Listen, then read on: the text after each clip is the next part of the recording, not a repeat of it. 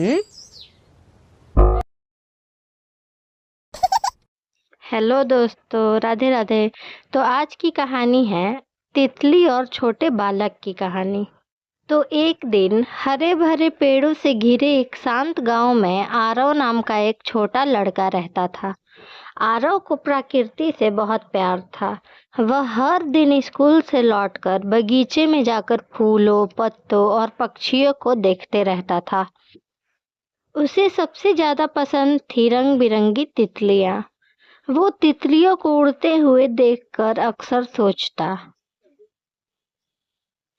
काश मैं भी इनके जैसे पंखों से आसमान छू पाता।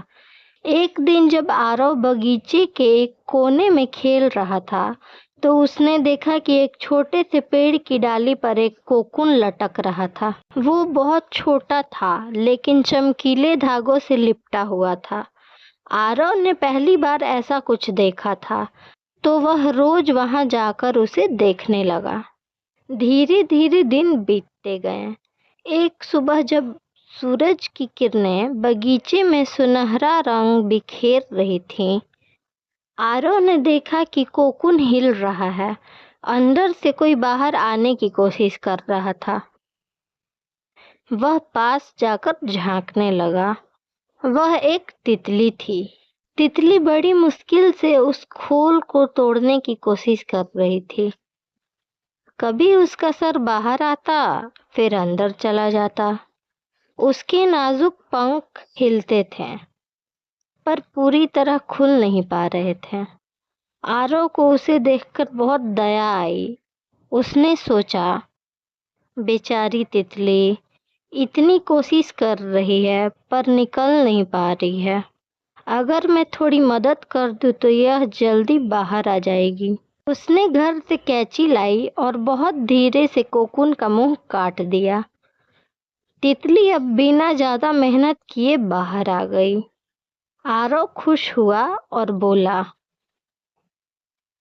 देखो, मैंने इसे आजाद कर दिया। लेकिन कुछ देर बाद उसने देखा कि तितली उड़ नहीं रही थी। उसके पंख छोटे और मुड़े हुए थे और वो बार बार जमीन पर गिर रही थी।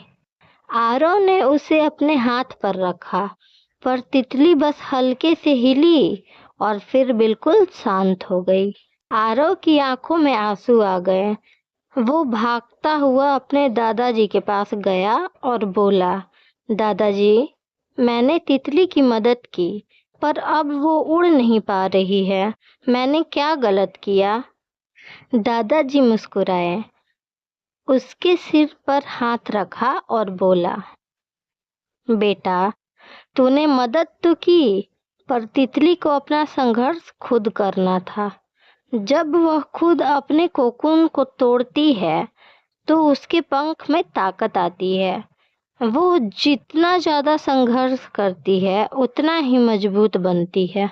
लेकिन जब तूने उसे जल्दी बाहर निकाल दिया, तो उसके पंखों में वो ताकत नहीं आई जो उड़ान के लिए जरूरी थी।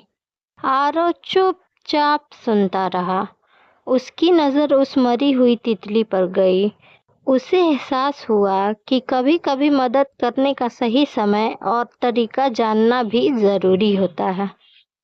उस दिन के बाद आरव हर तितली, हर चींटी, हर फूल को बस प्यार से देखता रहता, पर कभी प्रकृति के काम में जल्दबाजी नहीं करता। और जब भी कोई कोकून देखता, तो धीरे से कहता, मैं इंतजार करूंगा, क्योंकि हर उड़ान का अपना समय होता है। तो दोस्तों, इस कहानी की सीख यह है कि जीवन में आने वाली कठिनाइयाँ हमें तोड़ने नहीं आती, बल्कि हमें मजबूत और आत्मनिर्भर बनाती हैं। बिना संघर्ष के कोई भी पंख उड़ान के लायक नहीं बनता। हर व्यक्ति को अपनी तितली की यात्रा खुद पूरी करनी होती है।